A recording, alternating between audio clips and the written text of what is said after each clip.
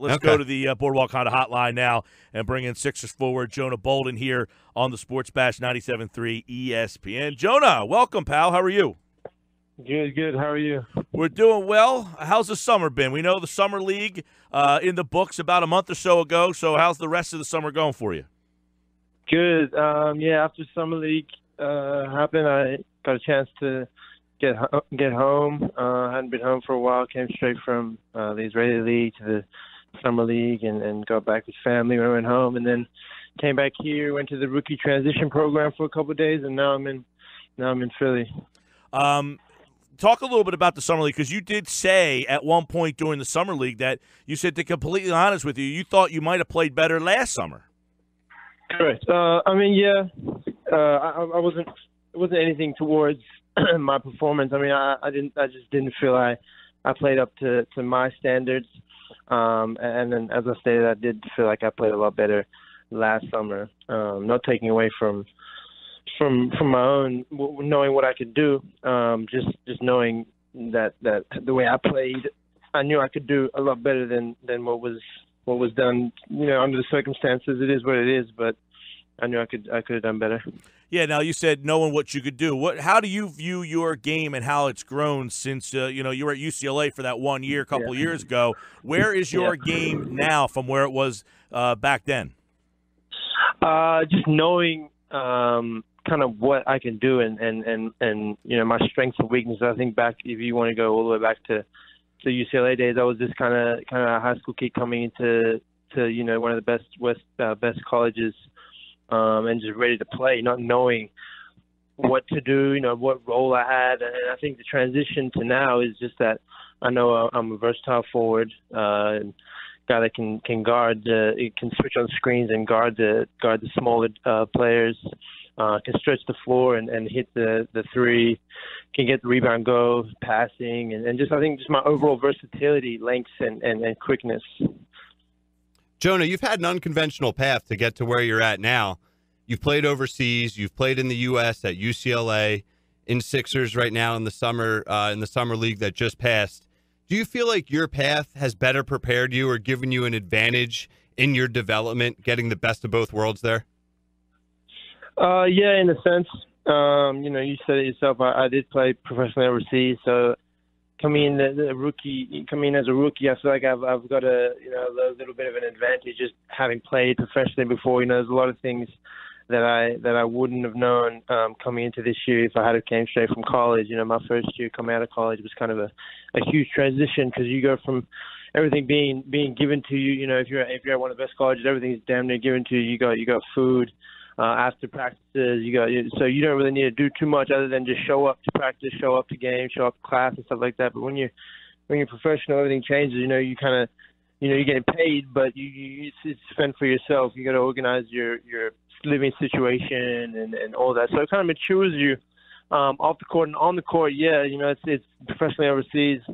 Apart from the NBA, is obviously it's a different ball game. Just with physicality and guys need to be obviously in Europe, especially the guys aren't as athletic as the NBA, so they have to kind of make up for it in other areas, and that being IQ, like I said, physicality. Guys that know they're not as athletic vertically, need to, I guess, get physically wider and bigger to make up for that. So it definitely, I would say, in a sense, prepared me. My path has definitely prepared me for what's to come. Talk about your relationship with Ben Simmons, Jonah. Not a lot of people know that you guys have gone way back. You've known each other since you were at a young age, and you've played against each other growing up. So talk about your relationship with him and how excited you are to get to work with Ben. Yeah, I'm really excited. Like you said, we go kind of way back. I was born in Melbourne, but moved to Sydney. Grew up in Sydney. Ben grew up in Melbourne. So we weren't too close in the sense that we were always playing with each other on weekends. But we did go up against each other when it came national state championships, and it was like New South Wales versus Victoria. And then when the national team came up, we had camps and stuff like that. I would see him, and then obviously when I came over here. A couple months after he had transitioned over for high school, we reconnected then, and then he got drafted.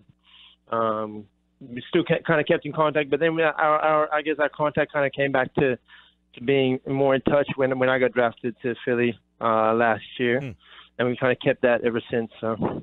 You guys are similar in size and abilities there, too. I mean, obviously he's running the point, but 2 6'10" guys who have more, slashing type abilities than your classic. Right. Back when I was a kid, 6'10" guys, man, you were on that block and you weren't moving. Yeah. Yeah, no, definitely.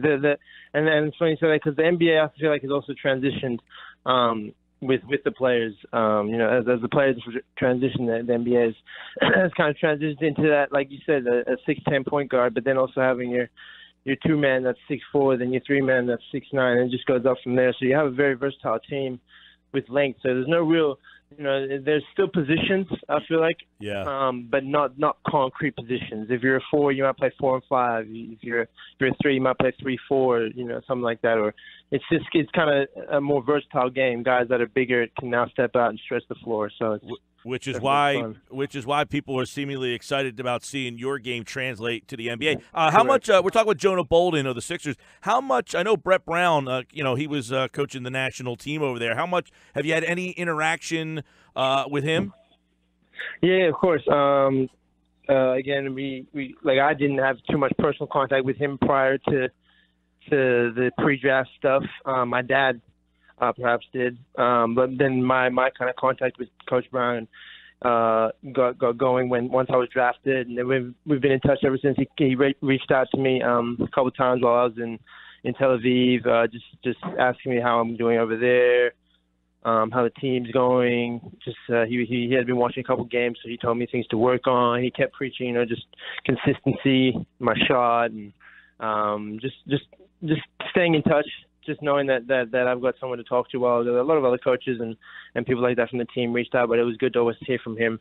And then again, also this summer league, he was there, and then I saw him, and we kind of kept in touch. He just kept reaching out, saying, keep just stay in the gym and just keep working on your craft. You're a great player, and you've got what it takes. You just need to keep working. So yeah. So between now and camp, what are the couple things that you want to continue to work on? Consistency, like I said, just my shot. That's one of my strong points, and I want to obviously keep it that way. And to do so is just repetition and as I said, consistency. Working on little things, making little tweaks. I've been working with a couple coaches on little tweaks in my foundation with my legs, stepping into the shot, stuff like that. Obviously, the weight room. The weight room is a big thing. The NBA is a different animal, of course, coming from overseas. Like I said, there's still a physical aspect that Europe has, but like I said, the NBA is a different ball game, and I'm appreciative to know that, but to be able to work on that is a different thing. So that's another thing that I've been trying to work on. Today is my second day actually back in Philadelphia, so I've been in the gym. I had a workout this morning, so it's just been good. I've been working, like I said, in the weight room, working on my consistency with my shot. Post work, getting the ball and facing up and stuff like that. So, all right, he's Jonah Bolden. Everybody, we know a lot of excitement around the Sixers, and we'll see him this weekend. Jonah Bolden of the 76ers here on the Boardwalk Honda Hotline. Thank you so much, Jonah. We appreciate it. Thank you. Appreciate it.